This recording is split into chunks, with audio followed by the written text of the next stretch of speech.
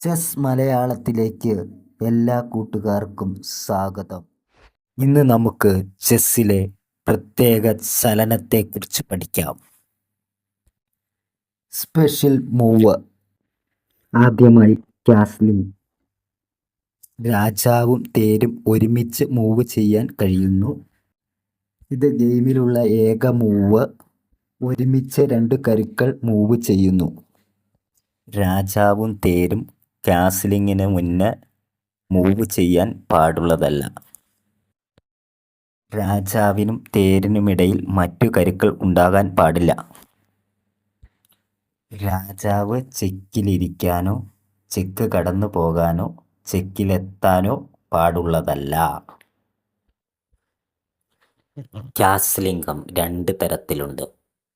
King side കാസ്ലിംഗവും queen side കാസ്ലിംഗവും.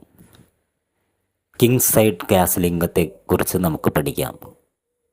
രാജാവിനെ വലത് സൈഡിലേക്ക് രണ്ട് കളം കൊണ്ടുവന്ന് തേരിനെ ഇപ്പുറ സൈഡിൽ രാജാവിനോട് തൊട്ടടുത്ത കളത്തിൽ എത്തിക്കുന്നതിനെ കിങ് സൈഡ് കാസ്ലിംഗം എന്ന് പറയുന്നു. ക്വീൻ സൈഡ് കാസ്ലിംഗം. രാജാവിനെ ഇടത് സൈഡിലേക്ക് രണ്ട് കളം നീക്കി തേരിനെ രാജാവിൻ്റെ വലതുവശത്ത് കൊണ്ടുവരുന്നതിനെ ക്വീൻ സൈഡ് കാസ്ലിംഗം എന്ന് പറയുന്നു. ഇൻ പാസൻറ്റ് നിയമം. ഇൻ പാസൻറ്റ് എന്നത് French walk. Meaning in passing.